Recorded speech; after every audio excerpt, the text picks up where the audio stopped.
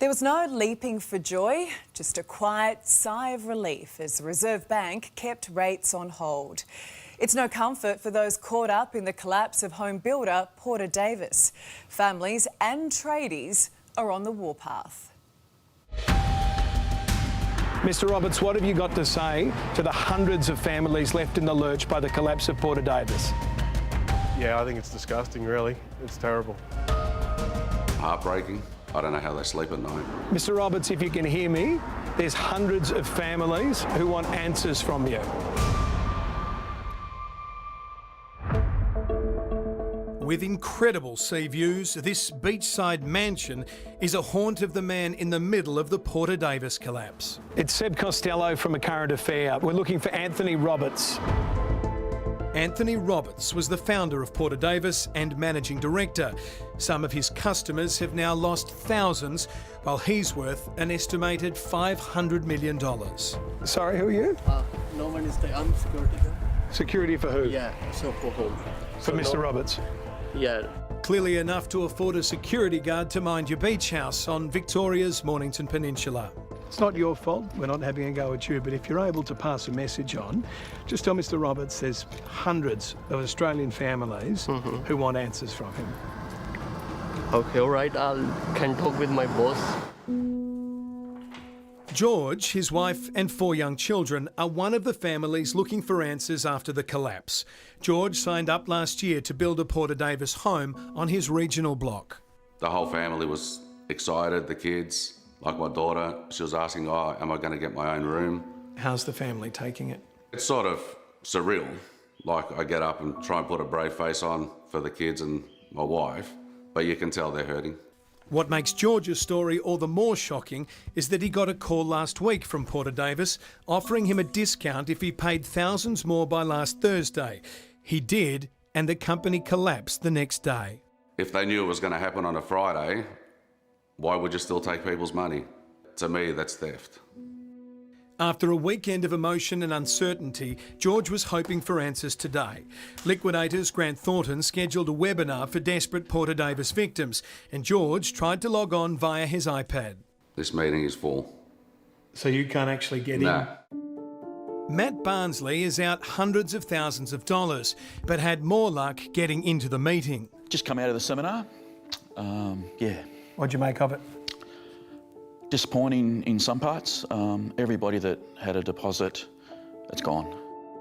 Most victims have loans or mortgages related to their unfinished home, so many feared an interest rate rise today would add to the pain. The Reserve Bank left things on hold, but that's cold comfort for tradies and suppliers owed huge amounts on Porter Davis related work. As a rough estimate, probably sort of, the 2.5 to 3 million mark of work that, upcoming work that we've lost. Wayne Spayers from Crown Cabinetry has been working with Porter Davis for 5 years. He's lost 60% of his business.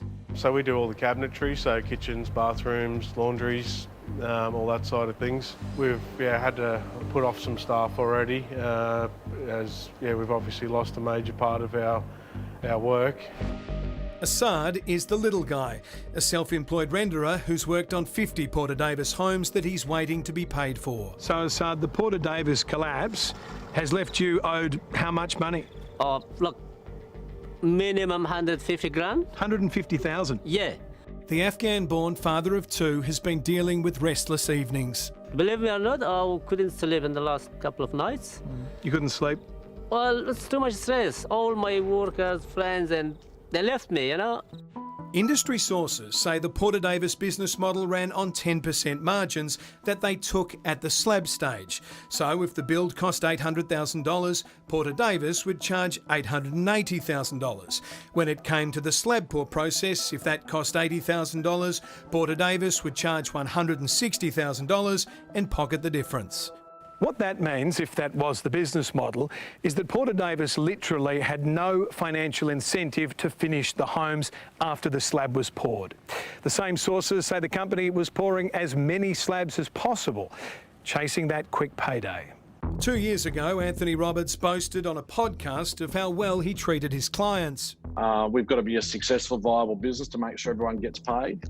we've been customer first and we've been customer centric. Felix and Julie don't feel like they've been put first. We have no support from anywhere, actually. Supplies like bricks and colorbond has been taken from their unfinished Porter Davis home, possibly by unpaid tradies. There's still some questions as to who owns what in terms of materials on the abandoned Porter Davis sites. But after work stopped at 9 a.m. on Friday, some families have had to face the additional heartbreak of blatant vandalism. These smashed windows just another cost for those trying to build Porter Davis homes here in Melbourne's northwest. Felix and Julie have called in Damien from MySpy to install solar-powered security cameras at their site.